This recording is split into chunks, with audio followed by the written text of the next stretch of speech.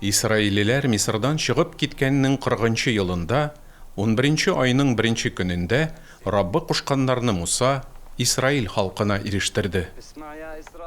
Тыңла, Исраил халкы, Раббы Аллабыз бердән-бер Раббы. Раббы Аллагызны бөтен йөрәгегез, җаныгыз белән, бар көчегезгә яратыгыз.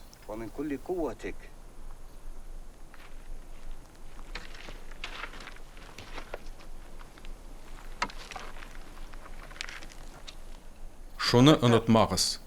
Раббы Аллагызның әмерләрен йөрәгегездә сакларсызмы, юкмы икәнен белер өчен,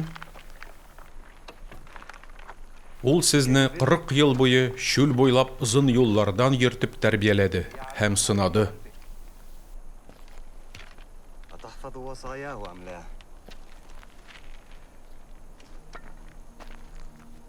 Шуңа күрә Раббы Аллагыз юлыннан барып, аңардан куркып, аны хөрмәтләгез, аның әмерләрен үтәгез. Раббы Аллагыз сезне бәрәкәтле җиргә алып бара. Анда елгалар һәм шишмәләр бар. Калкулыклардан, үзәнле җирдән агып чыккан сулар. Раббы Аллагыз сезнең өчен кардәшләрегез арасыннан миңа охшаш бер пәйгамбәрне сайлап куяр. Аның сүзенә кулак салыгыз.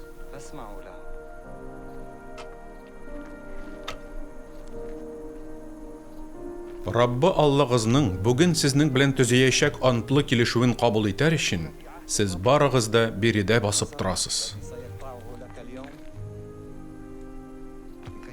Сезгә әйткәнчә, һәм ата-бабаларыгыз Ибраһимга, Исхакка һәм Якубка вәгъдә әйткәнчә, шушы килешү буенча ул сезне үз халкы дип, ә үзен сезнең Аллагыз дип игълан итәр.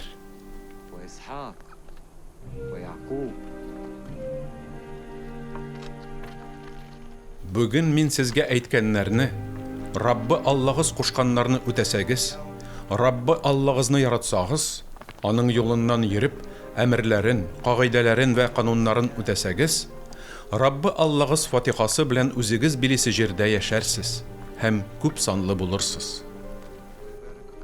Әгәр инде йөрәгегез белән Раббыдан читләшеп аны тыңламасагыз, адашсагыз, башка илаһларга сәҗдә кылып аларга табына башласагыз,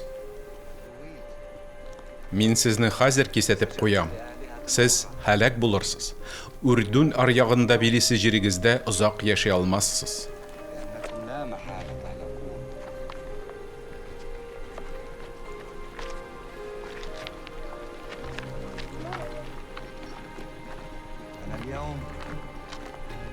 Миңа хәзер 120 яшь. Мин инде сезне үз артымнан ияртеп алып бара алмам. Раббы миңа син Үрдүн елгасын кишмәссең дигән иде.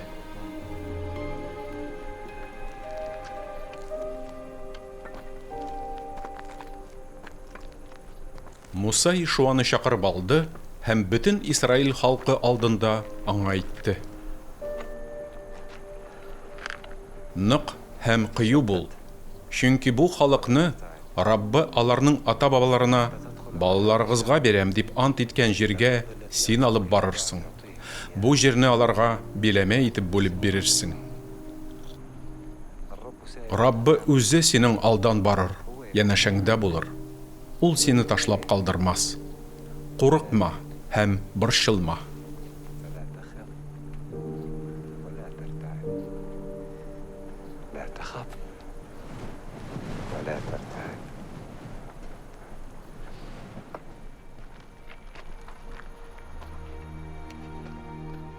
Шуннан Муса Мәап тигезлегеннән кузгалып, Нәбу тавының Әрхә ягына караган Физгә түбәсенә менде. Һәм Раббы аңа бөтен җирне, данга кадәр Гилгад җирен күрсәтте.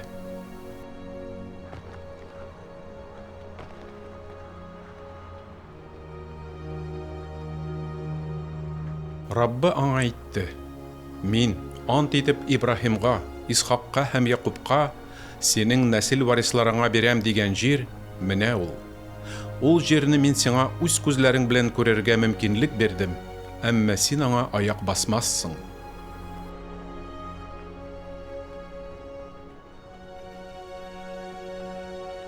Раббы әйткәнчә, Раббы кылы Муса Мәап җирендә вафат булды. Муса Мәәп җирендә, Бәйт-Пигур шәһәре янындагы үзәндә гүргә иңдерелде. Бүгенге көнгә кадәр Мусаның кайда күмелгәнен берәү дә белми. Шул заманнардан бирле Исраилдә шулай Муса кебек Раббы йөзгә-йөз танып белгән башка бер пәйгамбәр дә булмады.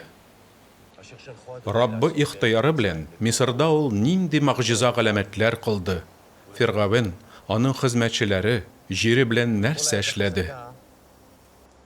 Мусадан башка бер пәйгамбәр дә Исраил халкының күз алдында андый гаҗәеп вә дәһшәтле эшләр башкармады.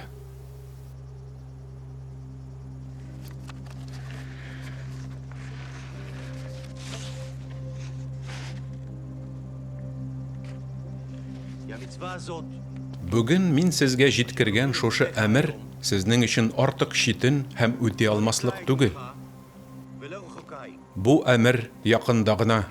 Сез аны үти алсын өчен телегездә вә күңелегездә ул. Мин бүген күп белән җирне шаһитлыкка чакырып, сезгә яшәү яки үлем, фатиха яки ләгънәт каргыш сайларга тәкъдим итәм.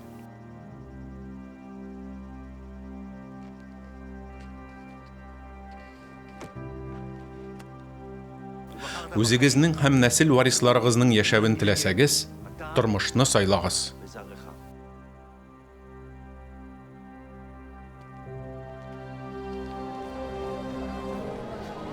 Менә шундый көннәр җитәр, дип белдерә Раббы. Мин Исраил вә Яһүдә халкы белән яңа килешү төзермен. Киләчәктә, дип белдерә Раббы, мин Исраил халкы белән менә мондый килешү төзермен. Үз канунымны күңелләренә салырмын, йөрәкләренә язып куярмын. Мин аларның Алласы, ә алар минем халкым булыр.